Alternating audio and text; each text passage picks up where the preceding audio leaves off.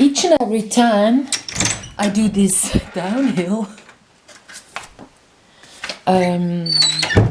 walk and talk, I start more within the house. So this time I wanted to get some money, and I really needed to do this.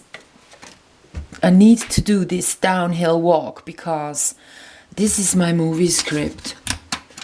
And I've been working on it, and now I found, and I wrote it yesterday, the dilemma my protagonist endures. She's in. So she cannot really settle because she wants to forget about the dead cat. So if you wonder where that one comes from, there was a cat living around here, and that cat died. So now I have this like, oh yeah, the cat was with me on my carpet. Oh yeah, the cat was sitting in front of the kitchen waiting for me to kind of, get something when I started having all the cans down here. So then he would sit in front of this door rather than there. And when he wanted to get out, he would sit here wanting, to get out for peeing. He never went up there. He's been up there once and he peed. So I threw him out of the house, right there into the snow, I guess it was. And yeah. So now I wrote it. So my protagonist is seeing some people. They shoot the quickie within the tram in Zurich. And then she has to wait for people to arrive. So she sees a homeless sleeping, and all of a sudden she realizes, Minkia, I'm not going home because I'm so pissed about what waits for me at home. All the memories and stuff. So now I am again feeding the cats. So this is cat food. And I'm eating about the same. And this one is dagger food. And there was cheese out here, so that one, the fox and the birds get the cheese. They love it. So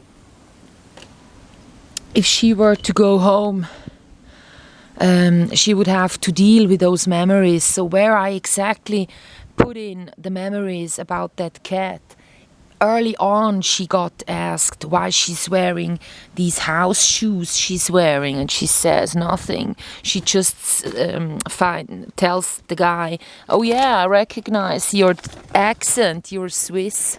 And then the other, when they are smoking, they have a break, he asks again. So he really asks again. So because they are smoking and resting, she really gets into her memories and she sees that cat, and then she gets kind of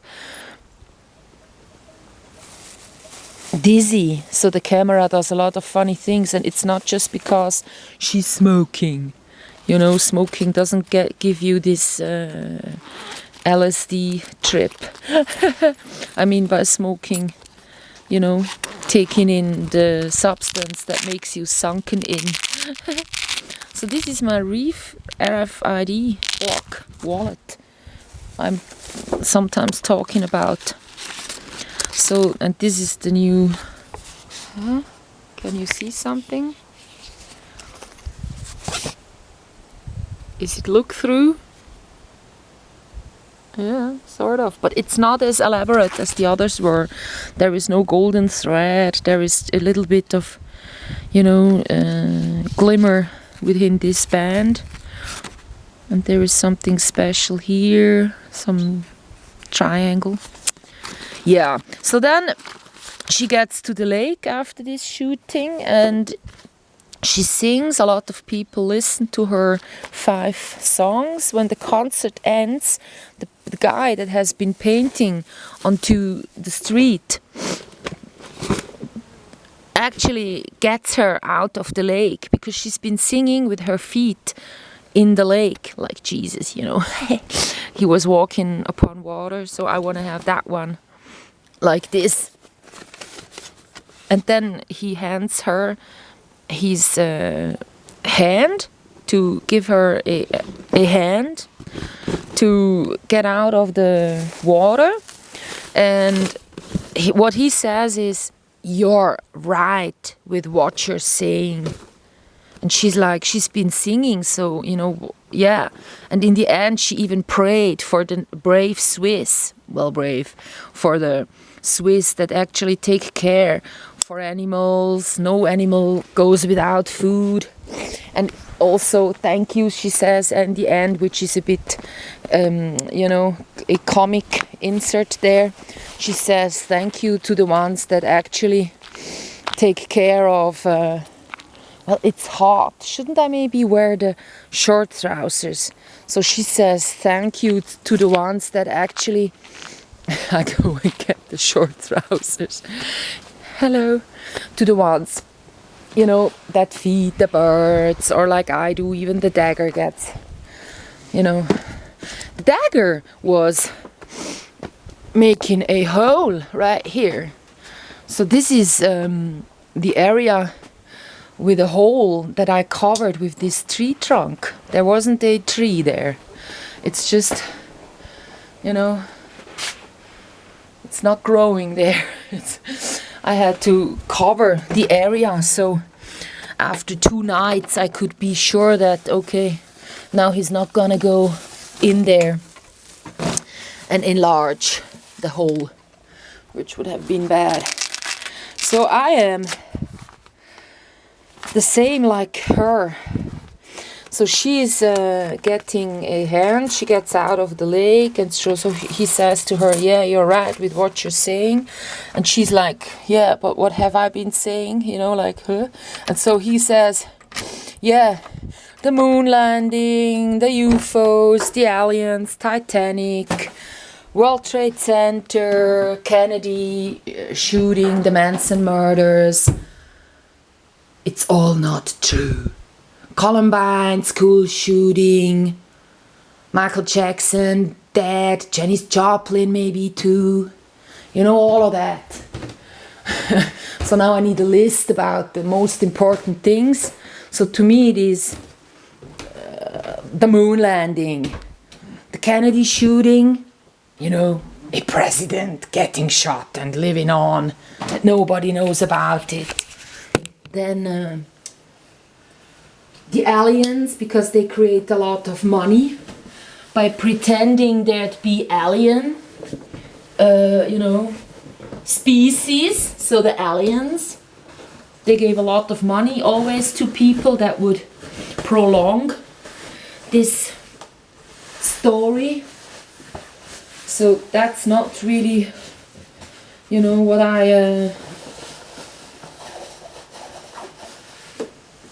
don't want to make some advertisement for like Nibiru, which is another one of these topics. So the apocalypse in the Bible isn't true, it's not happening. There isn't a, you know, planet coming to get ours. And then what we got is, you know, no. So, what also isn't true is the early deaths of a lot of singers and the kind of 60s movement and the women's liberation. And with the banks it was Occupy, which wasn't a true grassroots, you know. They wanted to take the elite giving us this whole thing. They wanted to be sure that we think, yeah, someone takes care of these issues, like let's say the banks killing us by taking all our money. So have you ever heard about Apple or Google or, you know, this ABC company that they are paying a lot of taxes? I don't think so. It's a $1 billion business.